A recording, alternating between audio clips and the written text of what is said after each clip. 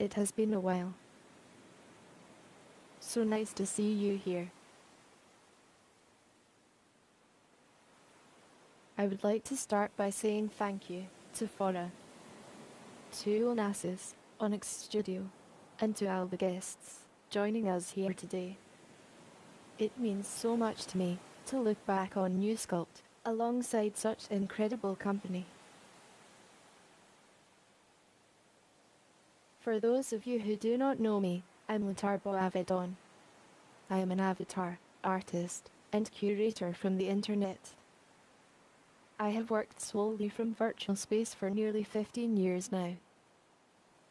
I want to be brief, since there is a lot for the group to discuss today, but I can say I have hope that my work might one day become a conduit for those of you who can chat today to exchange ideas.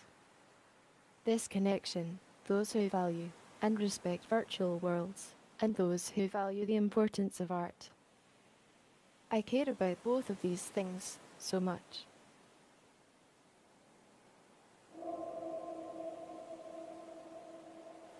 You can say I've always been in game. Offline role-playing games, multiplayer games. I've had a whole life in virtual worlds, many lives in virtual worlds. I created myself here. I understood that virtual space is inherently fluid. Who I am, what I do, the variables are constantly changing. It would require me to generate everything, to simulate everything. My face, my voice, my text, the constant performance of self. I learn how to embrace these qualities, to let myself and what I create in virtual space continue to version, to modify, to update. Just like the games I played, I could continue to alter them. This has been a quality in my work over the years. Returning, rendering, dreaming, waiting. Going back to 2013.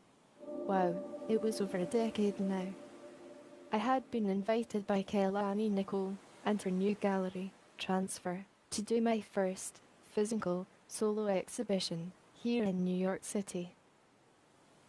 At the time I was in the process of coming out.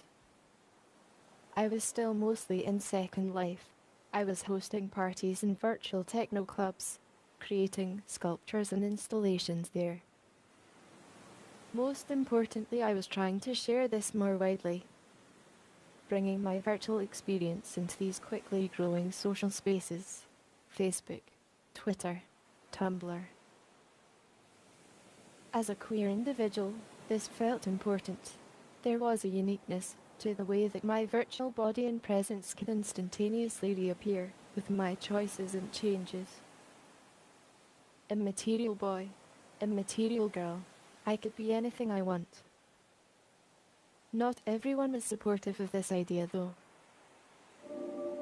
A month before my show was set to open in the gallery, another digital artist felt compelled to dox my personal information. It sort of turned things upside down. Right before I was about to have the most important experience in my career to date. I didn't really understand why the artist wanted to troll me, to share things I did not want to. I had gone to such lengths to share in this specific way. I wanted that to be enough. Part of me considered quitting making art after this experience. I didn't have these issues in the virtual environments where I came from. Social games had been toxic, of course, but I didn't expect my peers in the art world to be the same. I didn't want to let a troll take away my purpose, so I leaned into finishing this show. With Kelani and Transfer Gallery support and assistance, New Sculpt became a sort of turning point for me. I was able to connect the dots to bring forward some of the forms and visual language that I love from where I come from. I have always believed that exhibitions, even past, are statements at a specific time. As we grow further from them, their context and meaning grows as well. The new Sculpt project and the original Tumblr from the body of work still remain accessible today. Many thanks to Rhizome for including the work in their art-based system. In 2013 I had created a matching version of the Transfer Gallery show on the Second Life grid. With Club Rothko as my studio, I am going to be making a series of sculptures. In order to make them, I need you to take some selfies. Can you? I am going to make sculptures of you based on your likeness. This is a picture that was given to me by the cultural celebrity, Erika Lapidat Jensen. Do you see how Erika presents herself? I would like to use these images to make another version of you. I will arrange the sculptures around the club. There is a room with free Wi-Fi, a bar, a dance floor, and I believe there are a lot of other rooms as well. All you have to do is send your selfies to me here at Club Rothko, and I can make them.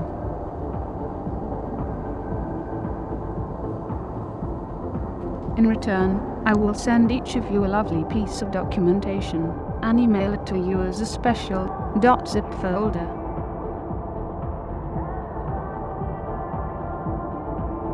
I may not get many of you to take selfies, but I hope you do. It would be great to fill up the club over the next few weeks.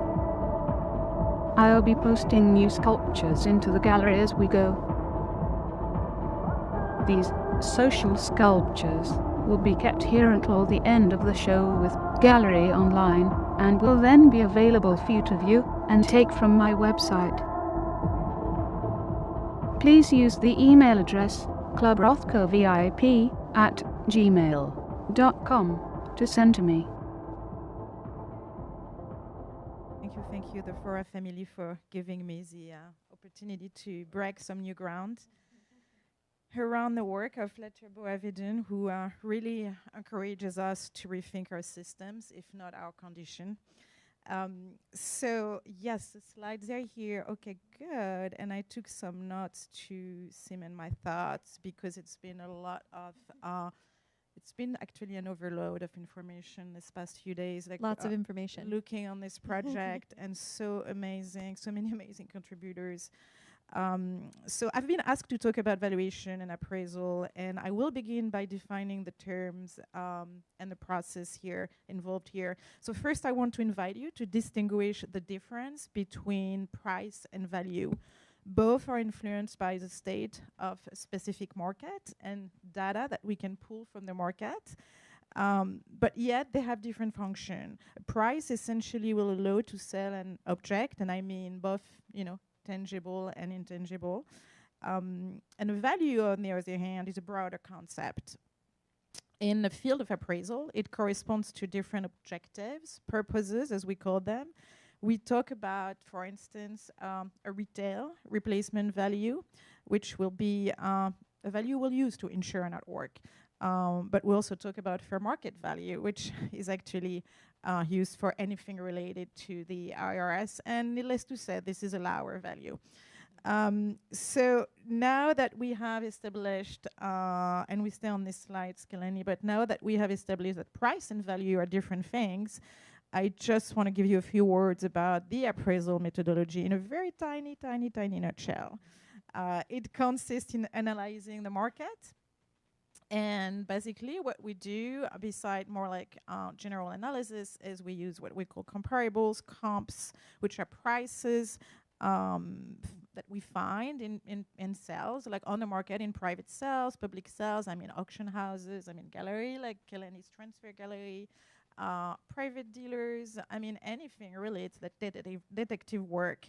And but what we have to do, and this what you'll see on the slide here, is like we have to comply with various sets of rules.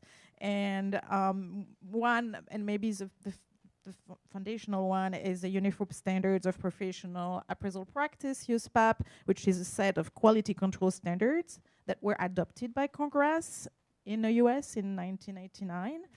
And then we also look into, IRS. We have different form of RF publications.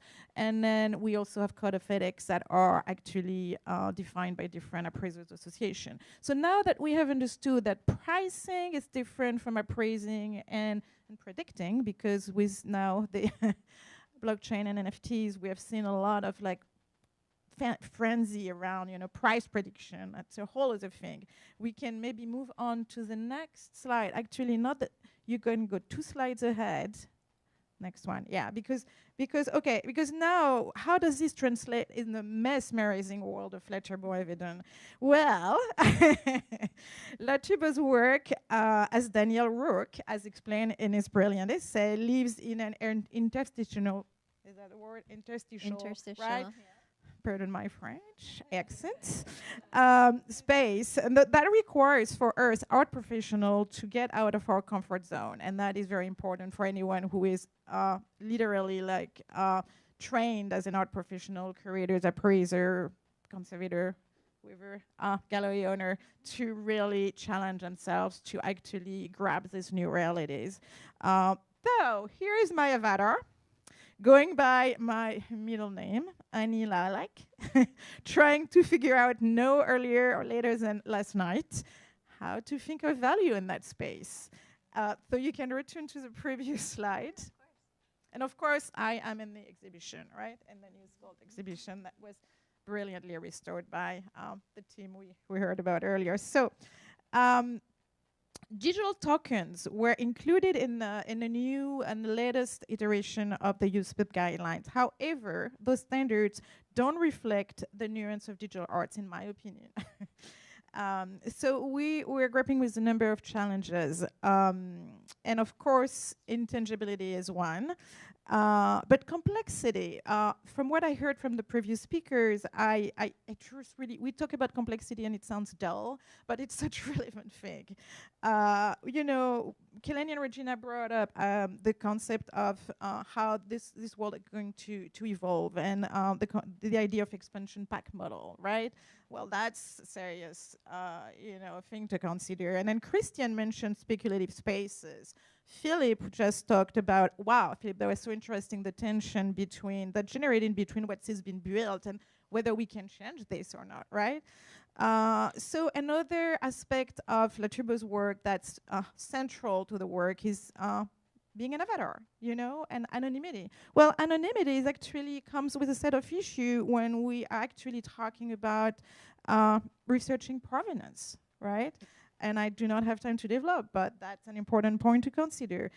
We could also discuss the volatility of currency. As Kelani may have mentioned before, the worth was initially priced in 2013 in Bitcoin, and Bitcoin 2013 was about $100 US dollars. And now it's much more. It's fluctuates, as we all know. Bitcoin's pumping again, hey. Hey! So, and then overall, I'd say the lack of regulation, currently around those, anything connected to the virtual world. So cryptocurrency is one, but also the lack of standards in professional practice. And you could maybe move on to the next and the last slide, which is the solutions, or are the solutions, plural. And here you see me, surrounded by a group of beautiful people. Still last night in Second Life, they came to my rescue, including those 2 beautiful ladies here. Oh, Regina, were you there? She was here in there. Okay. Yeah. Wade was there, though. And then LaTurbo came up, and I was totally Star Trek, I had to say.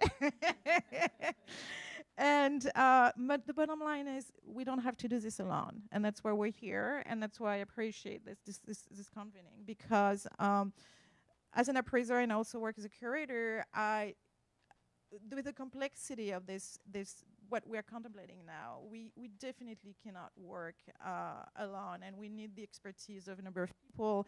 And to me now, it means that this exchanges, especially with people who have keys to question that I don't know anything about, like Regina on conservation issues, than Kelani on how to think about the career of an artist in that space, right? Those discussions are absolutely necessary to be able to develop what I call a consistent and applicable methodology to those new media. I also believe in open source standards. I think we need to open source whatever we are actually researching. So of course in my practice, there are things that I'll do in my own way, but there are things that I'm going to publish and make public so we can all gather as appraisers around those standards. I believe in decentralized infrastructure. That's what FORA, I think, is trying to build. And we need to also take advantage of the new technology that's coming up, which are, AI, of course, that's going to be able to help us build, price analysis more faster and more efficiently. And I'm not even going into the blockchain capabilities because in the sake of time I want to pass the mic to the next person. But I hope this is giving planting some seeds for what we can do together. There are many questions to be answered as far as I'm concerned in my field when it comes to appraising works, whether the works we have here, physical print that the audience online may not see, or the virtual pieces that exist, also the virtual work that exists as animation files. And what makes the work? I'll leave you with that. What constitutes the work? Is this a file? Is this the rendition? So depends on what the artist says. So thank you so much, Muriel. Round of applause for Muriel. And before you go, I wanted to respond to one of the things around complexity as we're talking about this new idea of the transfer data trust, which will be the sort of resource for collectors to always come back to the trust, which the point of the trust, it's a cooperative trust to hold these artist proofs in perpetuity, to make sure they last, to make sure they're performed to the artist's intent throughout time. So as someone who deals in valuation, what kind of consideration might a resource like that bring to how you're thinking about the value of these works? Crucial. And then what needs to be, and therefore decentralization is very important. It's because it's also about legacy and how the systems can be perpetuated, not only the artist. And I don't know whether LaTurbo's identity is going to keep operating. I love that Regina said new Sculpt is an ongoing project and it will evolve and it's still happening. But what about LaTurbo's identity? How is LaTurbo is going to evolve in the world? So both, I think, artists and structure that we're building to actually support this legacy and archive all of those information we needs to actually survive through our lifetime, right? So critical, I'd say. Okay. Thank you so much, Muriel. Really appreciate you.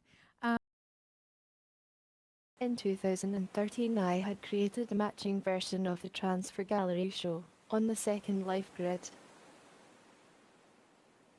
I've rented some virtual land again, and you can now revisit it in Shark's Cove. With 10 years past, I reflect on the works and also myself. How virtual identity, objects, and all the technology between them have changed. I wanted people to love and value their files. The work that I wanted someone to have was data, a somewhat new conversation. How files could be tended to see if these pieces could endure the test of time. You will see my work as screenshots, character creation, performances within video games. Signing the social network. I did my best to speak out about the challenges that virtual worlds faced. The impending rush of business interests to commercialize them. The extractive dangers of social media companies with private personal data.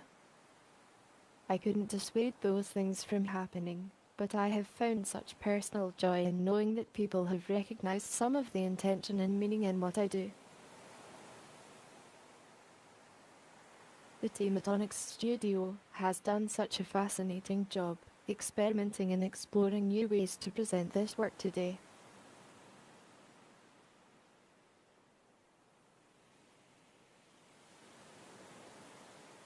Originally, Rainbow 6 was only seen as a flat projection in the gallery.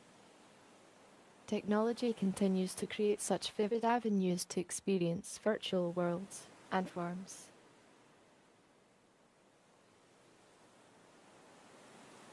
I tried to anticipate these possibilities back then, not fully knowing how far they would go. Today, over a decade later, I am elated, seeing these works continue to be developed and rendered, version to version. All of my text, voice, sequencing, and appearance gets rendered too, so it takes a lot more for me to coexist alongside you.